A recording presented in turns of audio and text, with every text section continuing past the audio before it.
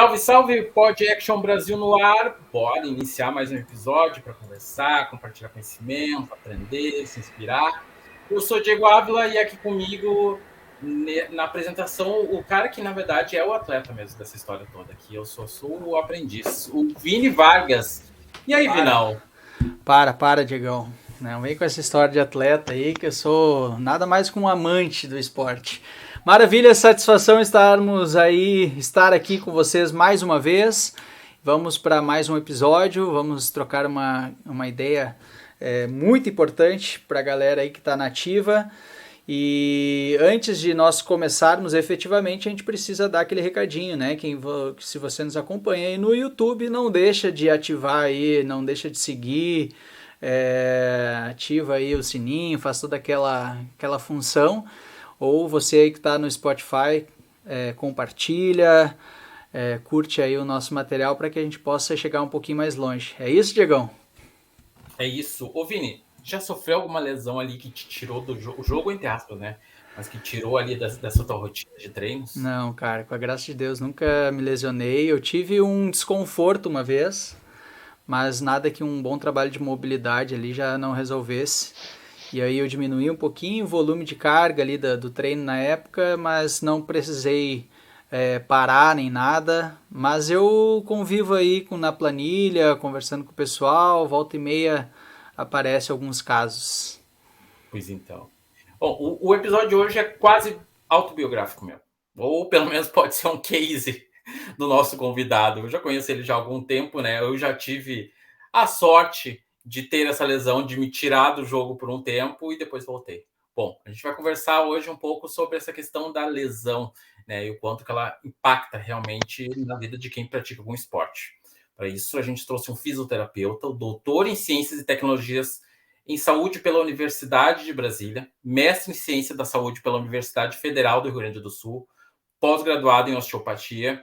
Aliás, conheci o que é osteopatia com ele. Pelo Colégio Brasileiro de Estudos Sistêmicos e pós-graduando em osteopatia pela Escola... Não vou falar espanhol, não com o Vini morando na Espanha, mas é com a escola... Ô, meu, vem, vai. Pela Escola de Osteopatia de Madrid. E fica assim, tá bom, tá? O cara tem uma larga experiência aí em fisioterapia esportiva, aí, 4 anos atuando no Esporte Clube Internacional.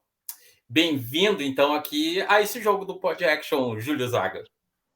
Valeu, Diego. Valeu, Vini. Obrigado pelo convite aí. É uma honra participar do podcast com vocês, cara.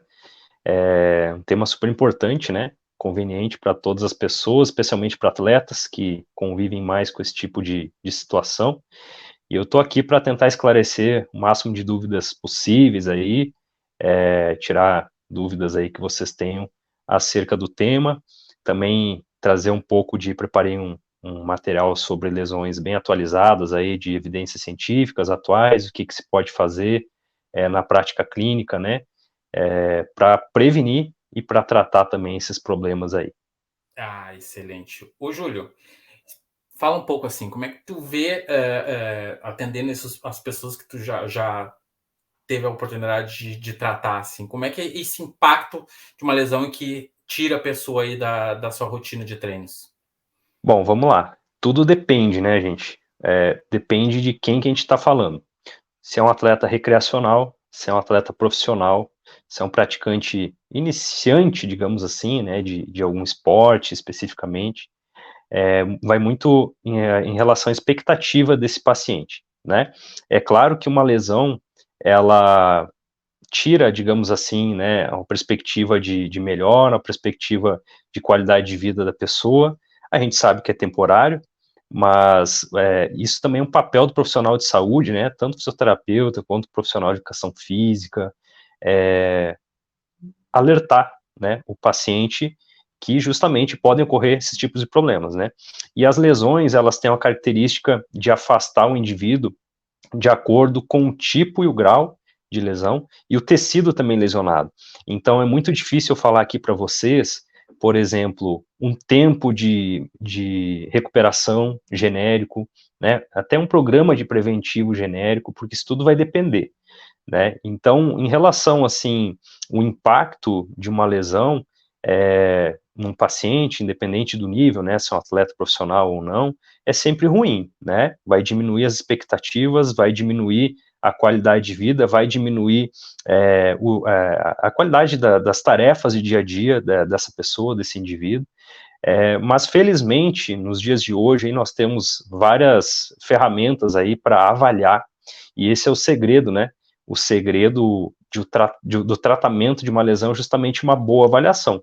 Vou comentar mais sobre isso na sequência, mas o que eu vejo hoje, especialmente em atletas de alto rendimento, atletas profissionais que dependem, né, do seu corpo, da sua performance para sobreviver, é justamente uma aceitação que a lesão faz parte do jogo, que a lesão faz parte, né, do esporte em si, mas obviamente, mesmo o atleta sabendo disso e até convivendo, tendo histórico de lesões, é frustrante, né? É muito frustrante. A gente vê muito aí, antes de competições importantes, de Copa do Mundo, de Olimpíadas, aí atletas sendo cortados, né? Sempre tem aquela lista negra, né? Quando se aproxima de datas, assim, de grandes competições, eu já fico esperando, né?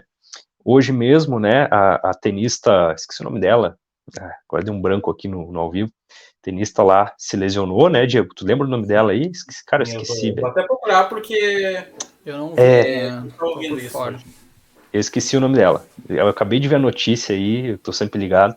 Então ela se lesionou e foi cortada, né, de Wimbledon, né, torneio de tênis lá. Então sempre tem, né? Então a perspectiva é sempre ruim, né? Sempre ruim.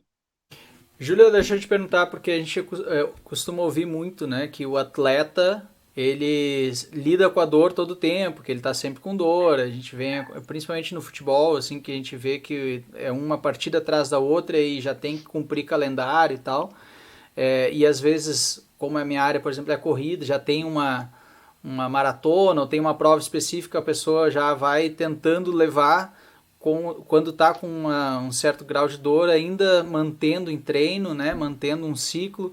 Quando definir assim, qual é o momento ideal de parar, fazer um tratamento mais específico, ou quando é que tu percebe assim que, cara, não tem jeito, precisa parar mesmo de vez para fazer um tratamento mais... Entendi. Bom, então a primeira coisa que a gente tem que conceituar bem é a diferença entre dor e desconforto, né?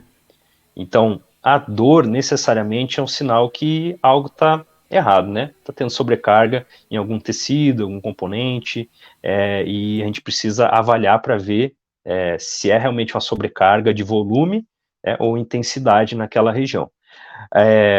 A percepção de dor, ela é muito subjetiva. E é muito importante que o profissional que está treinando esse indivíduo, está acompanhando esse indivíduo, consiga identificar nele se aquilo é um desconforto pós-treino, é um desconforto do acúmulo, né, de volume de treino aí ao longo das semanas, dos meses, ou se é uma dor nova, digamos assim, né. Em relação, assim, ao parar, né, quando que o atleta deve parar, quando perceber alguma dor maior, um desconforto diferente, digamos assim, a gente sempre linka quando começa a comprometer função, né, quando começa a diminuir desempenho. Então, isso já é um indicativo que o sistema ele não vai evoluir. Por mais que eu continue os treinos, né, o sistema ele não vai evoluir, ele não vai aumentar desempenho, não vai melhorar a performance com o treinamento que vai ser proposto, porque ele está com déficit. Está com déficit biomecânico, está com déficit no sistema musculoesquelético, enfim, em alguma parte, né, daquele segmento que está impedindo que ele evolua. Então, a tendência é que aumente essa lesão, né? Então, isso é muito subjetivo. E aí eu costumo dizer que o profissional que está acompanhando aquele atleta, ele tem que identificar esse momento. Porque, que nem eu falei, a percepção de dor ela é muito subjetiva. E no alto nível, né, no alto rendimento, a gente tem muito uma percepção, digamos assim, equivocada intencionalmente pelo atleta, né? Então, o atleta, digamos que ele está com uma dor nível 10, e ele vai relatar que ele está com uma dor nível 6, porque ele sabe. Se ele tiver com uma dor muito elevada e manifestar isso, ele é capaz de não competir, né? Enfim, então existe muito isso também. Então, além dessa avaliação de percepção de dor, que nós temos algumas ferramentas para avaliar, né? Como a escala visual analógica, né? Que nada mais é do que uma escala que vai de 0 a 10, né? E aí, sendo que quanto mais alto o valor, maior a dor, né? Quanto menos o valor, menor a dor. E nós temos ferramentas também que avaliam outras capacidades, não só a dor. Então, se o atleta ele começa a manifestar aí, uma percepção dolorosa maior do que ele tinha anteriormente, e em paralelo vem aí diminuição de rendimento, é um indicativo, né, que o atleta ele deve parar, não parar, digamos assim, 100%, né, mas o treino ele deve ser modificado. Ele deve reduzir sobrecarga, tanto em volume quanto em intensidade. Mas isso é muito difícil para um paciente fazer sozinho, né? Então, por isso que existe uma grande diferença entre aquele corredor, né, Vini, que foca, treina, não precisa ser profissional, mas o cara que sabe fazer isso, que faz isso há muito tempo, que tem acompanhamento, do que um corredor de final de semana recreacional, né? Que ele vai lá, sente a dor, toma um remedinho, ou coloca um gelo, ou olha instruções na internet, né? Algo nem um pouco personalizado e toma a decisão, né? Em geral, esses são os pacientes que vão ter lesões graves, né? Eu não sei se eu respondi. Não, e acontece muito, né, da pessoa volta e meia relatar assim, hoje eu senti um pouco mais no treino, minhas pernas já estão pesadas, aí tu olha, o ciclo de treino está justamente no final daquele microciclo, tá no final, já numa reta ali, já para entrar para o descanso, e aí, seguida a gente fala, tranquilo que já vai, agora essa semana agora já vai ser de baixa, tu já vai descansar um pouquinho, soltar, a pessoa já faz aí uma sessão de físio, já faz um tratamento preventivo e no outro ciclo já tá 100%, porque chega nesse limiar, né, de limite, assim, de entender qual era a carga máxima ou que faz parte e era até do processo já do planejamento, para aquela lesão que daqui a pouco não estava prevista até, né? Daqui a pouco já é uma sobrecarga além do limite. Exatamente. Então, é importante sempre se conhecer, né? Eu falo, tanto o treinador, o fisioterapeuta pessoal, conhecer o paciente, o atleta, né? E o atleta também se conhecer e daí tá sempre trocando esse feedback, né? Porque é interessante fazer esses treinos regenerativos, né? Diminuir um pouco de carga. A articulação, uma hora vai sentir, né? Isso é fato. Basta aumentar volume e intensidade, cada um tem um limiar, mas uma hora ela vai sentir. Eu estou falando de articulação, mas entenda que pode ser músculo, pode ser um ligamento, pode ser um tendão, né? Enfim. Então, o corpo humano, todo o corpo humano tem o seu limite, né? E basta a pessoa identificar o seu, né? Ô, Júlio, tem alguns casos em que a pessoa precisa parar. Realmente ela vai ter que dar um tempo, porque é uma lesão talvez um pouco mais grave, enfim. Como é que é esse processo de reabilitação dessa lesão esportiva que a pessoa sofreu, né? Como é que se dá para acelerar, de repente, um pouco mais esse retorno ou não? Tem que ter um entendimento. A gente teve alguns episódios que a gente conversou e que tem alguns casos que não tem que acelerar, respeitar o tempo, né? Mas, enfim, como é que é lidar com esse processo de recuperação?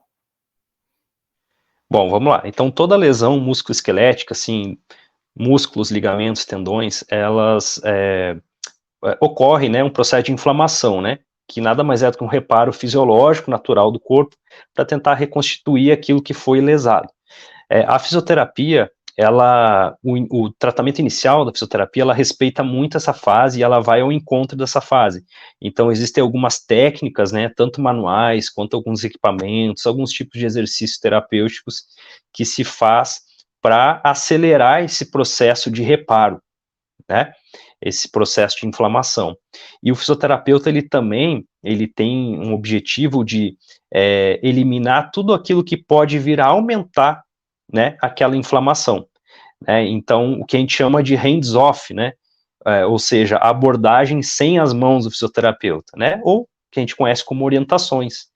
Por que é importante eu falar isso? Porque às vezes o paciente está pagando fisioterapia de segunda a sexta, 2 turnos, está gastando muito dinheiro, está dando seu máximo, escolheu lá o melhor fisioterapeuta, mas está pecando nas orientações, que é aquilo que depende do próprio paciente. Ou seja, paciente, você precisa aplicar gelo 2 vezes ao dia, você precisa utilizar uma joelheira quando estiver fazendo caminhada, subir escada, você precisa cuidar para levantar, para agachar, enfim, estou dando alguns exemplos, né? Então, isso vai ao encontro, né, do tratamento hands-on, que nada mais é que os procedimentos que o fisioterapeuta aplica no consultório, então precisa ter um link muito grande com isso, tá? Mas voltando, né, então, toda lesão musculoesquelética, ela vai ter esse processo inicial, esse dano tecidual, e aí, quando o paciente se lesiona, naturalmente ele vai ter uma perda de movimentos, né, uma redução de movimentos, melhor dizendo, né, o corpo entra em estado de proteção, a articulação, o músculo entra no estado de repouso, digamos assim, diminuição de atividade, né, alguns falam, justamente para que esse processo inflamatório ele cicatrize aquilo que foi lesado. Passando essa fase inflamatória, né, essa fase de regeneração tecidual, né, dos tecidos, começa-se aí a introduzir de novo as movimentações, as descargas, né, as descargas de peso, né, em cadeias abertas e fechadas, ou seja, exercícios, né, da fisioterapia em si, para retomar aí essa movimentação do corpo, e por fim, vem a fase aí, pensando num atleta, vem a fase aí de retorno ao esporte, que é uma fase super complicada, onde o paciente, por não ter mais dor, o paciente por tá fazendo todos os movimentos de novo, tá com muita carga já nos exercícios orientados, ele acha que está pronto. E alguns pacientes se dão alta nesse momento, antes de o fisioterapeuta liberar. Porque, infelizmente, né, isso não é só no Brasil, as pessoas, elas seguiam muito pela dor. Então, se não está doendo, se não está mais inchado, se ele está com a força toda de novo, se ele está fazendo tudo que o fisioterapeuta coordena na clínica, não precisa ir mais, né? Então, as pessoas pensam assim. E aí tem uma diferença, né, pessoal, assim, o atleta profissional não, tá? O atleta profissional, ele entende a orientação em grande parte das situações, né? Claro que tem exceções, mas o atleta recreacional, ele pensa mais no custo-benefício. Então, se a gente colocar aqui que uma sessão de fisioterapia, sei lá, é R$200, e eu falo para o paciente, paciente, a gente vai entrar na última fase agora, que é o retorno ao esporte. O que é o retorno ao esporte? Pensando aí num corredor. A gente vai colocar o seu tênis de corrida e a gente vai voltar a correr lá na pista lá, beleza? Se é um jogador de futebol, a gente vai colocar a chuteira e vai lá no campo, fazer alguns trabalhos lá. Essa é a fase que o atleta recreacional, ele pensa no custo-benefício. Porque se eu falo para ele que ele vai ter mais 10 sessões, 10 vezes 200, né? Então, ele faz essa conta, ele fala, não, eu consigo voltar sozinho e tal. Então, esse é um grande problema que se tem, né? E o fisioterapeuta experiente do esporte, ele já sabe que isso pode acontecer, né? Então, vale muito da conversa do fisioterapeuta com o paciente. Então, para resumir, né, essas são as fases. Uma fase totalmente conservadora no início de uma lesão, pode ser um entorse de tornozelo, pode ser uma ruptura ligamentar, pode ser um pós-operatório de menisco, pode ser uma lesão muscular. Toda a lesão, ela tem essa fase inicial que ela é mais conservadora, um procedimento mais clínico mesmo, paciente deitado na maca, fisioterapeuta aplicando lá equipamentos, tá? Técnicas manuais, seja lá o que for. Depois nós temos uma evolução, saindo dessa fase inflamatória, né, inicial, e a reintrodução das atividades progressivas, tá? É claro que não é tão quadrado assim, né? Nessas fases iniciais, né, já existe a possibilidade de fazer algum tipo de movimento, algum tipo de contração, então isso é muito individual, vai depender muito da lesão. Mas basicamente essa é digamos assim, o processo de reparo, né, de tratamento fisioterapêutico de grande parte das lesões, né? A gente está falando aqui de lesão mais esportiva, né, mas uma enxaqueca já é diferente, né, de tratar, não entra essa questão de inflamação, é diferente, um torcicolo já é diferente, então tudo vai depender, mas em geral as lesões do esporte é mais ou menos assim como eu falei. Deixa eu te perguntar, Júlio, em relação a esse período, né, esse período todo assim de transição, um ponto que é crucial e tu deve também, obviamente, lidar bastante com isso, que é a questão da ansiedade do atleta de voltar, né, de querer já, nos dois pontos, primeiro de estar ativo de novo, de fazer os seus treinos, e o outro já de querer os resultados, os mesmos resultados de quando ele antes de parar, né? Então daqui a pouco ele estava com um resultado X, para fazer todo... E aí quando tá nessa primeira fase que tu para de forma obrigatória porque tu não consegue fazer o movimento.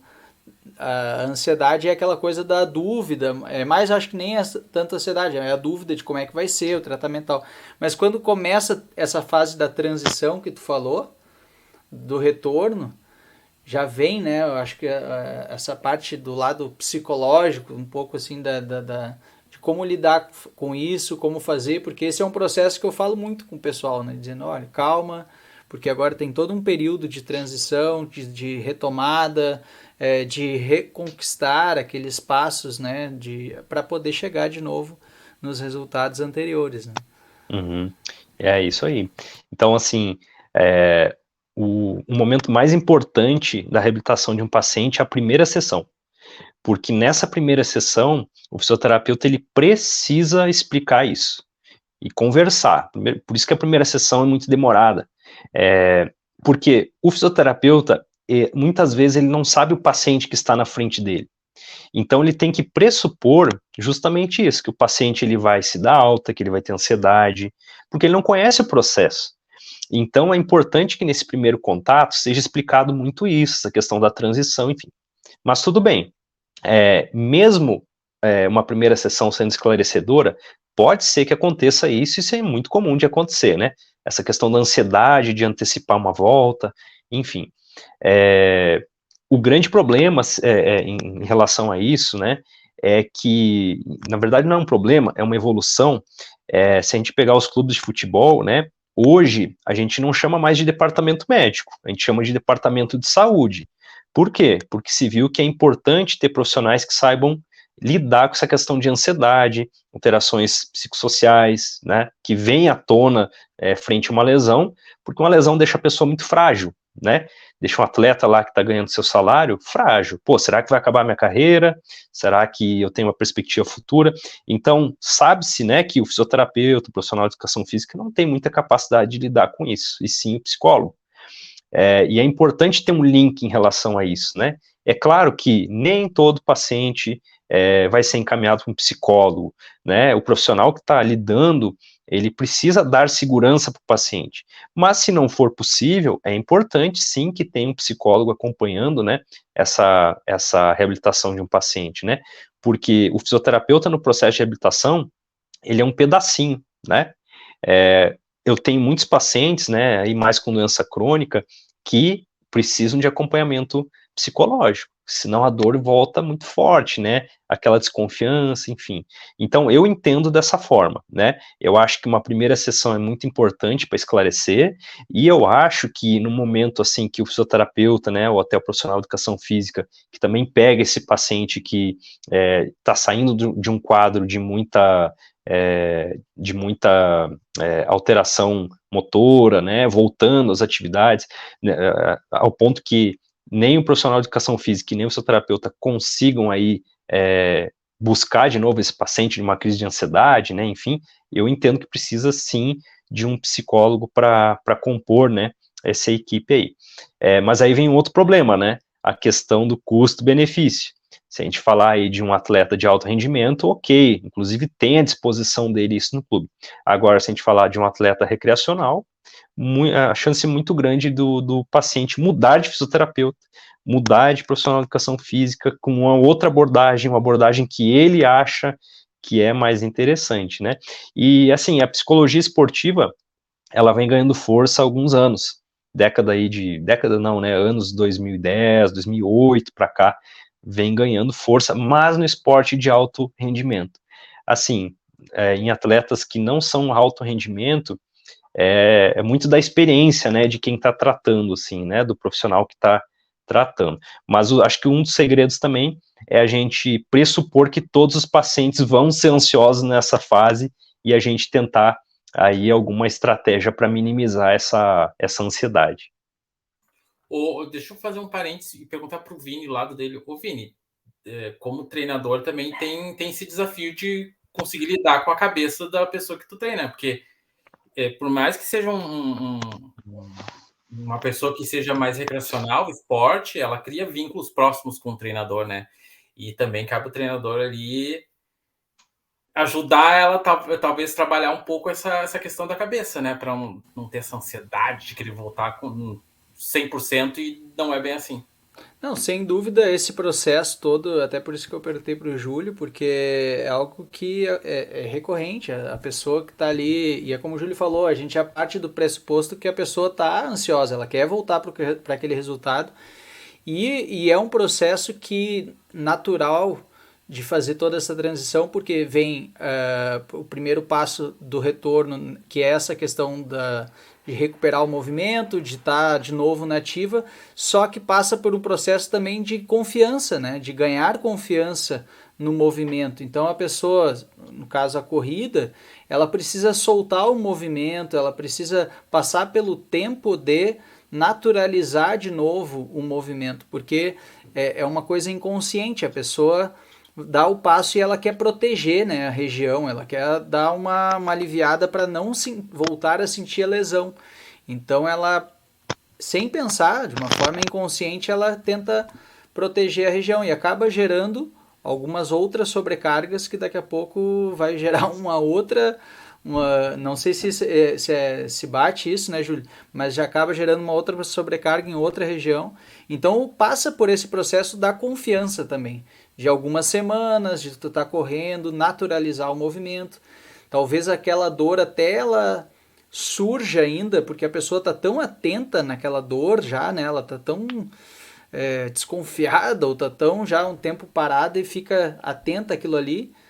E às vezes esse processo passa por ganhar essa confiança de novo, de passar pelo processo da dor de novo, que ela não quer sentir, até entrar no outro momento, daí sim, de entrar no ciclo de novo de treino, daí já naturalizou, já está mais solta. Só que esse processo leva semanas, né? E aí a gente tem que administrar essa sobrecarga para que o aluno possa não voltar a sentir mais, né? E tem lesões que são chatas, que são duradouras, assim, né? Ficam tempos, pô, fascite plantar, os caras ficam ali, parece que vai estar bom, e aí, se não cuida da sobrecarga, senão já volta a sentir de novo mais adiante. Então, não sei se é esse processo, Júlio, tu também, se é É, mais ou menos esse caminho aí. é isso aí, certeza. Perfeito. Ô Júlio, então, trazendo um pouco para esse lado, assim, o que tu identifica como os principais erros do atleta? Eu vou colocar atleta, mas a gente está falando mais nós, assim, tá? Sim. Mortais, assim. Nesse processo de recuperação, qual é que tu entende como os principais erros que vai contra o tratamento que é feito como fisioterapeuta? Vamos ver quantos deles tu vai fazer, tu Eu já vou fazer um fez, Diego. checklist para ver o que eu errei.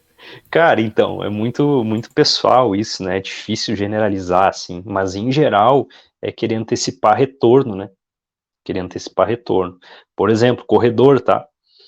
Trabalhei bastante com corredor. Ah, tem uma prova tal, né? Pô, Júlio, daqui a 15 dias tem uma prova tal. Acho que dá, né? Começa assim, né?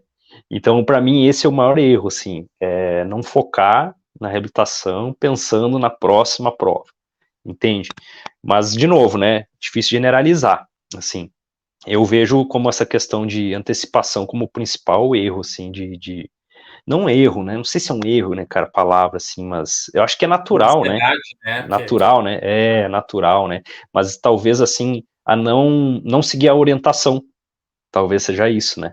Porque o profissional tá te dizendo, ó, cara, acho que não dá. Como eu cansei de fazer, né? Cansei de fazer. Acho que não dá, seria bom segurar um pouco e tal. Aí ele vai lá e corre, né? Então, assim, para mim, eu vejo isso, assim.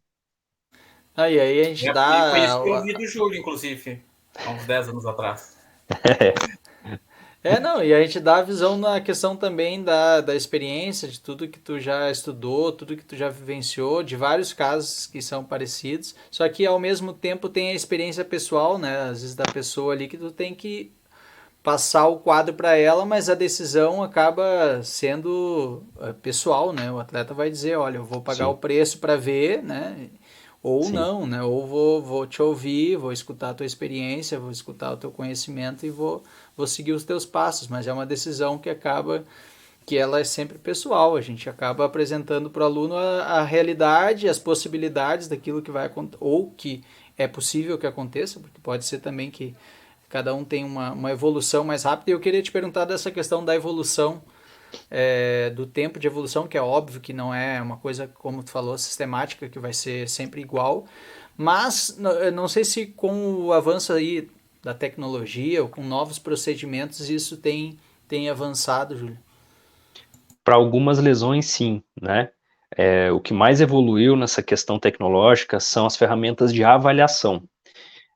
Avaliação biomecânica, cinemática, né? Se consegue fazer uma leitura prévia de como que funciona aquela mecânica de corrida, de marcha, enfim, daquele paciente, né? Isso é interessante. Então, se há uma diferença muito grande numa biomecânica de uma corrida, de uma marcha, se pode fazer alguns ajustes, né? Desde que não perca performance o indivíduo, é claro, né? Para evitar sobrecargas futuras, né, lesões futuras. Então esse é um ponto que evoluiu bastante nos últimos anos. Os softwares, né, hoje eles saem do laboratório e vão para o celular, para aplicativos. Então, por exemplo, aqui em Brasília eu sou professor do curso de fisioterapia da disciplina de biomecânica, e antigamente eu dava a disciplina com software no computador, agora aplicativo no celular. Os alunos todos baixam o aplicativo e eles conseguem fazer uma análise, assim, né. Eu estou falando de coisa amadora, né, nem algo profissional, né. Então essa questão evoluiu muito. E a outra pergunta que era mesmo, perdão. Eu falei de algumas lesões, né, exatamente. Então, assim, algumas lesões houve uma evolução no tratamento, tá, com os estudos sendo publicados em relação a isso, mas, assim, em relação à tecnologia, em relação ao tratamento, de fato, assim, evoluiu pouco, né, porque a fisiologia, ela continua a mesma, né, a fisiopatologia, ou seja, aquele funcionamento fisiológico de uma lesão, ela permanece a mesma. Alguns equipamentos dentro da fisioterapia auxiliam muito a regeneração de tecidos, alguns protocolos, entre aspas, né, programas de exercícios foram modificados ao longo dos anos. Antigamente se pensava que eles eram bons. Exemplo, né, lesões tendíneas, lesão lá de tendão de Aquiles, tendão patelar, entre outros. Antigamente era meio que obrigatório utilizar exercício excêntrico, né, no programa de reabilitação. Hoje se viu que não há diferença entre contrações excêntricas e concêntricas aí no programa de reabilitação. Então algumas coisas se consolidaram nesse sentido, né, mas eu destaco assim mesmo a evolução tecnológica nas ferramentas de avaliação.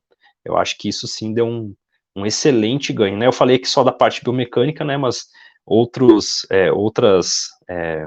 coisas evoluíram também, assim, em relação à avaliação. Até mesmo questionários, né? Alguns questionários foram validados, né? Para aplicar nos pacientes, para saber qualidade de vida, para saber fatores preditivos para uma nova lesão, né? Então, acho que houve uma evolução nesse sentido. E também, falando um pouco de prevenção, né? O que evoluiu foi justamente a questão da prevenção em si, dos métodos de prevenção. Antigamente se tinha lá que era essencial, né, fazer exercícios proprioceptivos, né, exercícios de controle motor, para que o atleta tivesse aí uma prevenção das lesões. Hoje se entende de uma forma totalmente diferente, ou parcialmente diferente, né.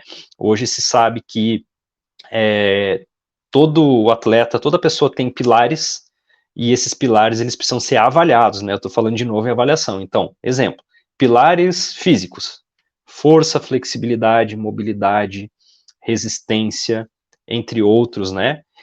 Ou seja, se o indivíduo tem um déficit nesses pilares, ele pode vir a ter uma lesão se ele praticar o esporte ou a modalidade X.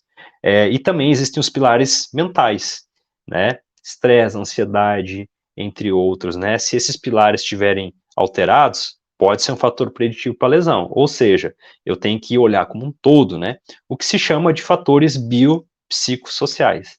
Então, os fatores biopsicossociais são muito importantes. Tem atletas que têm força, flexibilidade, mobilidade, resistência, controle motor, controle proprioceptivo excelentes, acima da média, porém fatores psicológicos, traumas recentes, ansiedade em excesso, e isso vai gerar potencial de lesão. Então, a evolução ao longo dos anos consolidou muito a importância da avaliação desses pilares, né? Então, percebe, é muito mais difícil avaliar um indivíduo do que tratar o indivíduo, né? Então, muito mais difícil identificar qual pilar do indivíduo está com problema para eu tratar. E, nesse sentido, eu falo que não existe um protocolo para todo mundo de prevenção. Por quê? Porque cada um vai ter alteração em um pilar, entende? Antigamente não, tinha lá protocolo de prevenção. Protocolo de prevenção. Então, os caras pegavam os protocolos e aplicavam em todos os atletas. Hoje não. Hoje, se vocês perceberem, por exemplo, um clube de futebol lá, com o elenco todo, todos os indivíduos fazem as avaliações e cada um vai ter um perfil. O fulano aqui tem um perfil, ele precisa focar mais nisso. Aquele outro atleta tem outro perfil, ele precisa focar mais, sei lá, na força. E assim sucessivamente.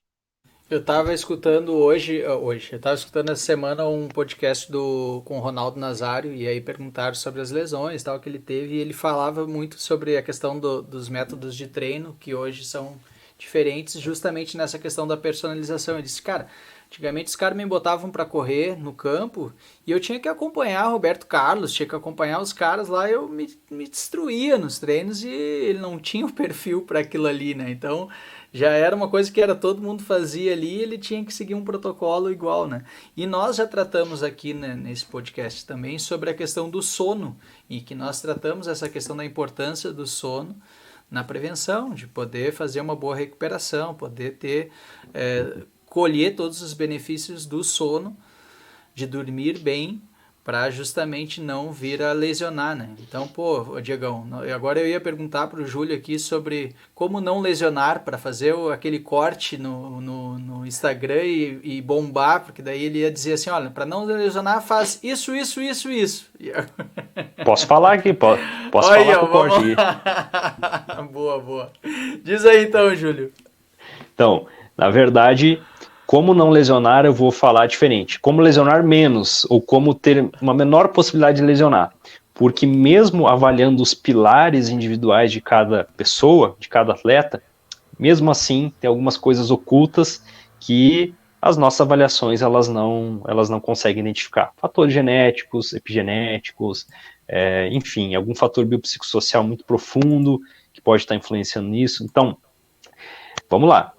Para lesionar menos ou para diminuir a probabilidade de lesão, é importante que o profissional ele procure, né, o atleta, melhor dizendo, procure um profissional fisioterapeuta que entenda a avaliação dos pilares individuais de cada pessoa.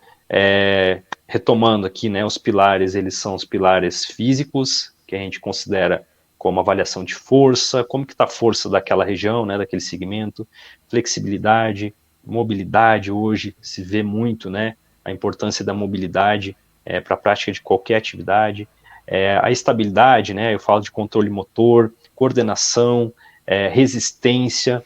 Então é importante avaliar todas essas capacidades físicas e também os pilares, né, que a gente fala, os pilares mentais, né, que às vezes vai fugir, obviamente, da mão aí do fisioterapeuta, e eu preciso ter aí na equipe de saúde um psicólogo especializado, né, nessa região, nessa área esportiva, para conseguir identificar mais profundamente algum trauma, alguma ansiedade que está vindo naquela hora da competição, na hora que realmente o atleta precisa dar o seu máximo.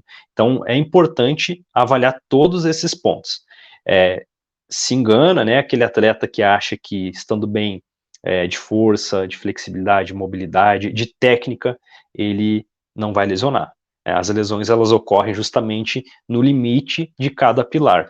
Pode ser que o indivíduo ele seja um lifter, né, que ele vai ter uma lesão aí próximo do seu 100%, ou um corredor, né, de longa aí, que vai ter uma lesão lá no finalzinho da prova, né, nos 42 lá, nos 40, então é muito individual, né, mas grande parte das lesões esportivas, elas vêm ocorrendo por erros, né, iniciais, nos primeiros 5, 10, 15 minutos, existem dados aí de estudos que mostram, por exemplo, em Copa do Mundo, que as lesões, elas podem ocorrer no início do jogo, ou seja, nos primeiros 10, 15 minutos, quando o indivíduo está justamente aquecendo a musculatura, né, a gente usa esse termo, ou também relacionados à fadiga, né? Então, se a gente pegar aí lesões de posterior de coxa, elas costumam ocorrer na metade para o final do segundo tempo de partidas de futebol. Por quê?